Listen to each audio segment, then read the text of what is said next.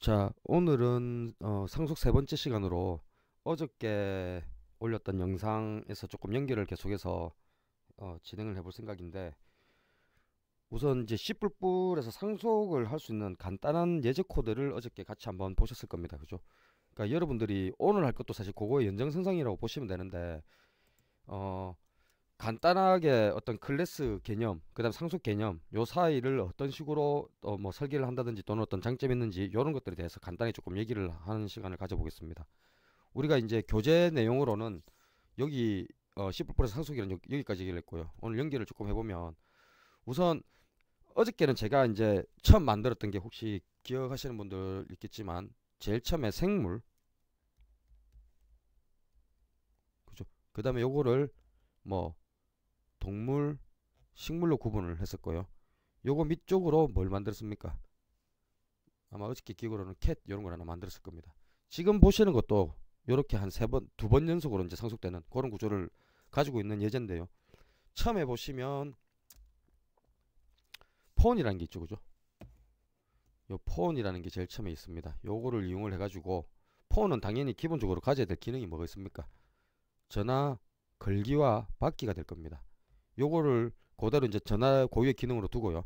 그 다음에 이제 모바일 폰은 말 그대로 이제 휴대전화기를 얘기를 하는 거니까 무선으로 어떤 연결되는 기능, 그 다음에 들고 다녀야 되니까 당연히 배터리가 떨어지겠죠. 그러니까 충전 기능, 요 기능 두 개를 포함을 했습니다. 그러면 모바일 폰은 당연히 폰으로부터 상속을 받았을 테니까 전화 걸기와 받기는 이미 내부적으로 기능을 갖고 있는 겁니다. 그 다음에 밑쪽에 이제 한 번 더 상속을 시켜서 뮤직폰이 있죠, 그죠? 요거 같은 경우는 음악 다운받기 하고 재생하기, 뮤직폰이라는 이름이 붙었으니까요. 요런 기능을 가지고 있는데 요거 같은 경우에는 당연한 얘기지만 바로 윗단계의 부모인 이 무선 연결, 그 다음에 이 충전, 이 기능을 그대로 가지고 있을 거고요. 당연히 이 모바일 폰 같은 경우는 또 폰으로부터 상속을 받았기 때문에 원래 뭘 가지고 있습니까? 전화하기, 그 다음에 받기 기능이 원래 갖고 있었습니다. 그러면 이 뮤직폰은 당연히 전화 걸기, 전화 받기, 그 다음에 뭐 무슨 기지국 연결, 그 다음 배터리 충전하기, 이 기능을 그대로 다 가져서 총 6가지 기능을 가지게 된다고요.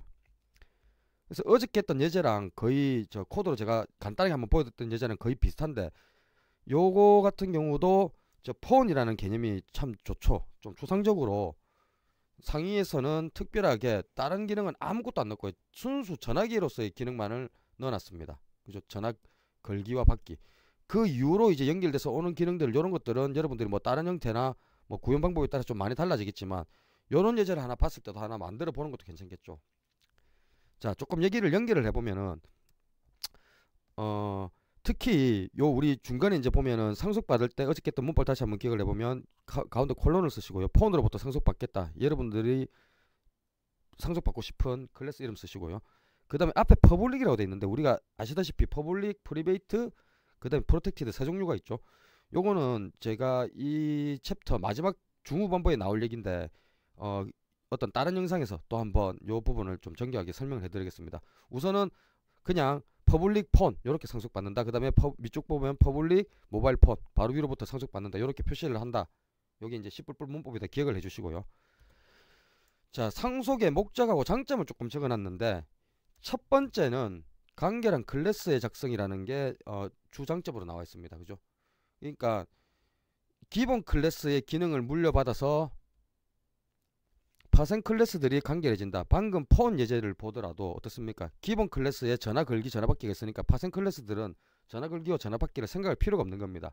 역으로 기본 클래스 쪽에는 전화 걸기와 전화 받기만 남겨두면 되고 다른 기능들은 하위 객체들, 그러니까 하위 객체들 밑쪽으로 내려가서 상속받는 파생 클래스들에서 우리가 어떤 그 기능을 구체적으로 구현함으로써 기본 클래스 자체도 간결성을 유지할 수가 있으니까 이건 서로가 어떤 간결한 클래스를 작성하는데 도움이 되는 겁니다.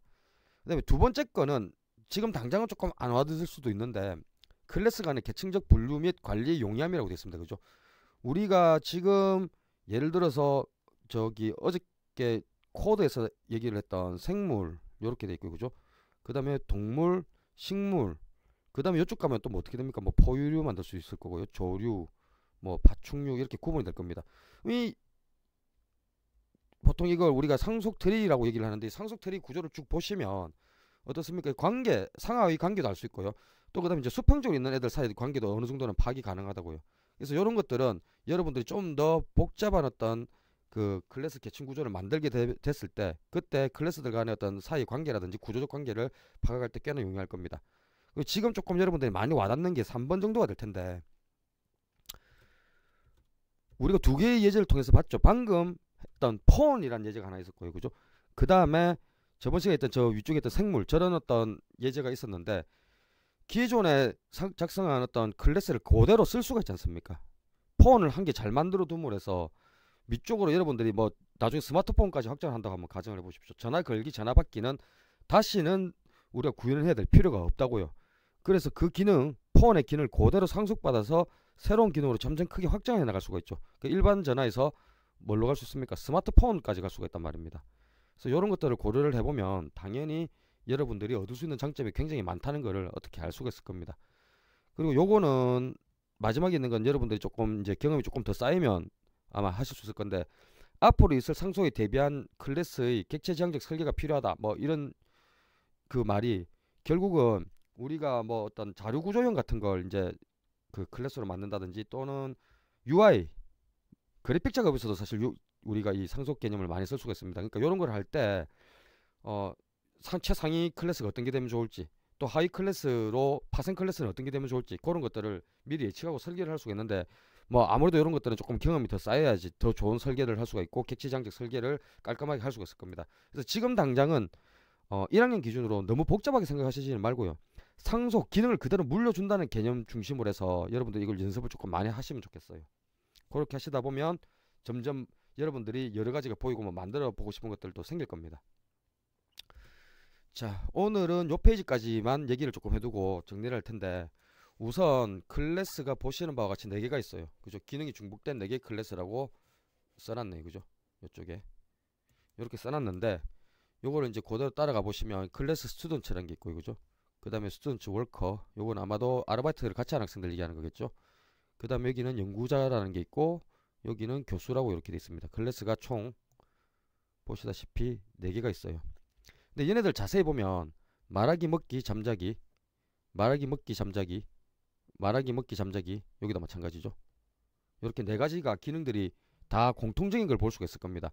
그러니까 이렇게 기능이 공통적인 여러 개의 클래스가 있을 때 우리가 보통 클래스를 설계할 때는 탑다운 방식으로 할 수도 있어요. 그러니까 최상위 객체 먼저 만들고 클래스 먼저 만들고 하위로 점점 이렇게 구체화시키거나 확장시키가는 방법이 하나 있고요. 이렇게 막 여러 가지 어떤 클래스들이 있는데 이걸 보고 공통적인 걸 묶어가지고 바텀업 방식, 즉 아래쪽에서부터 위쪽으로 이렇게 기능 묶어서 상위 클래스를 하나 빼버리는 겁니다. 펄슨 말하기 먹기 걷기 잠자기는 동일하니까.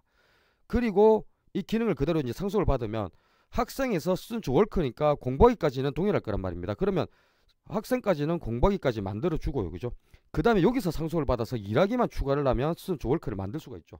이게 계층 구조로 굉장히 여러분들 아마 한눈에 보이는 형태가 될 겁니다. 마찬가지로 이 리서처 쪽은 똑같은 사람에서 연구하기를 추가를 하면 되고요. 여기다가 가르치기, 교수는 연구와 이 가르치기를 동시에 다 잘해야 돼. 강의 자체를. 그래서 요까지를 추가를 하면은 전체적으로 어떻습니까? 기능이 확장이 되면서 그 여러분들이 이 위쪽에 있는 플러슨이라는 이 기능 4가지를 그다지 신경 쓰지 않고 전체 기능을 한꺼번에 이렇게 다 만들어 버릴 수가 있다고요. 그러면 여기에 좀 추상적인 상위 클래스가 생길 거고 그죠? 점점 구체적이고 뭔가 기능이 다른 그런 기능들로 만들 수가 있을 겁니다. 물론 여기 리서처하고 프로페서를 여기에 수평 관계로 만들 수도 있을 거예요.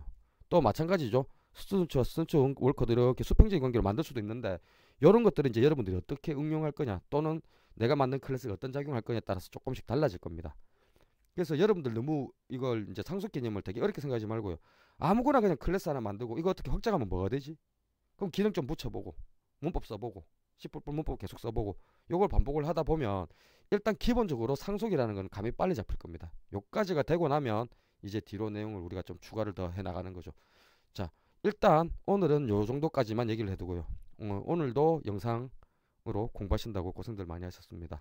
다음 영상에서 또 뵙도록 하겠습니다.